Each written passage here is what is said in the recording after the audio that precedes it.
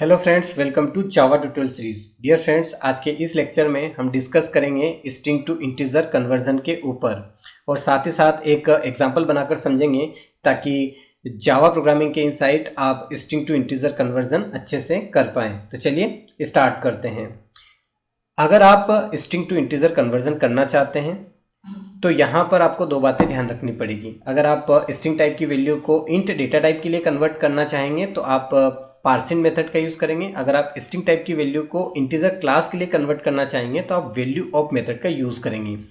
अब इस प्रोसेस को एक एग्जाम्पल के बेसिस पे समझने की कोशिश करते हैं। बहुत आसान है। यहाँ पर मैं एक वेरिएबल ले लेता हूँ एस और इसका टाइप में रख देता हूँ स्ट्रिंग। इसके इनसाइड में वैल्यू असाइन कर देता हूँ 200। आप कोई भी वैल्यू असाइन कर सकते हैं। ये 200 जो है ये एक स्ट्रिंग वैल्यू है। अभी अगर मैं इसे प्रिंट करवाता हूँ system dot out dot print L N statement की हेल्प से तो मुझे आउटपुट मिलेगा 200। मैं इसे रन करके चेक करके आपको बताता हूँ। अभी मैंने कन्वर्जन किया नहीं है, अभी बस मैं बेसिक आपको आउटपुट बता रहा हूँ यहाँ पर। तो यहाँ पर आप देख सकते हैं हमें आउटपुट मिला है 200। अब इसके इनसाइड अगर मैं कोई वैल्यू ऐड कर देता हूँ, जैसे मैंने 28 कर दिया, तो मुझे क्या आउटपुट मिलेगा? मुझे यहाँ पर आउटपुट मिलेगा 20020। तो यहाँ पर आप देख सकते हैं कि यहाँ पर कॉन्कनेशन हुआ है, क्योंकि एक स्ट्रिंग के साथ अगर आप किसी वैल्यू को ऐड करना चाहेंगे तो उसका कॉन्कनेशन होगा। लेकिन आप यहाँ पर एडिशन करना चाहते हैं, यानी कि आप चाहते हैं कि 200 में 20 ऐड हो तो उसका आउटपुट आपको मिले 220। लेकिन 200 एक स्ट्रिंग वैल्यू है तो ऐसा पॉसिबल नहीं हो पा रहा है। तो अब हम क्या करेंगे? कन्वर्जन करेंगे।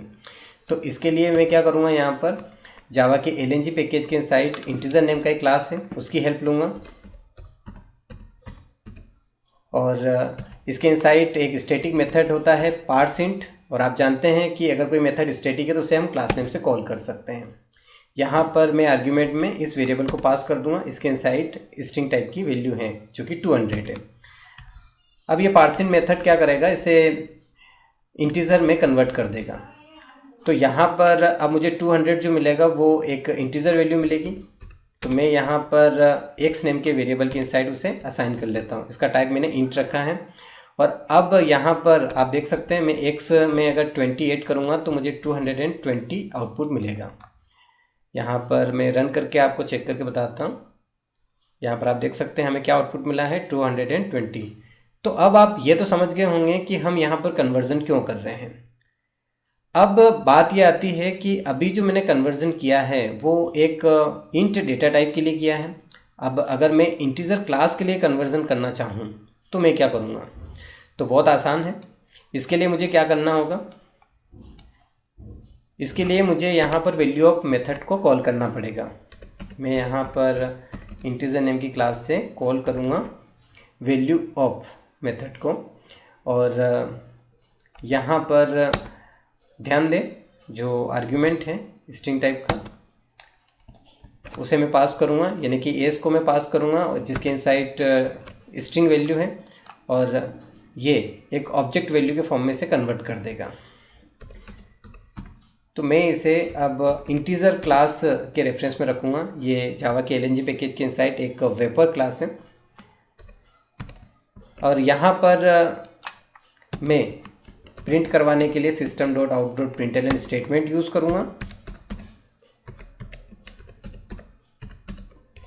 और यहाँ पर भी मैं एडिशन करूँगा, यानी कि आई के साथ मैं यहाँ पर 38 कर रहा हूँ। तो मुझे क्या आउटपुट मिलेगा? अभी मुझे आउटपुट मिलेगा 230। क्यों? क्योंकि वैल्यू ऑफ मेथड इस स्ट्रिंग वैल्यू को इंटीजर में कन्वर्ट कर देगा। मैं रन करके चेक करके आपको बताता हूँ। यहाँ पर बहुत आसान है। यहाँ पर आप देख सकते हैं यहाँ पर हमें आउटपुट मिला है 230। तो डियर फ्रेंड्स, आज के इस लेक्चर में हमने डिस्कस किया कि हम स्ट्रिंग वैल्यू को इंटीजर में किस तरीके से कन्वर्ट कर सकते हैं। यानी कि हमने स्ट्रिंग टू इंटीजर कन्वर्जन सीखा। आई होप कि आपको लेक्चर बहुत अच्छे से समझ में आया होगा। मिलते हैं नेक्स्ट लेक्चर में, तब तक के लिए बाय बाय।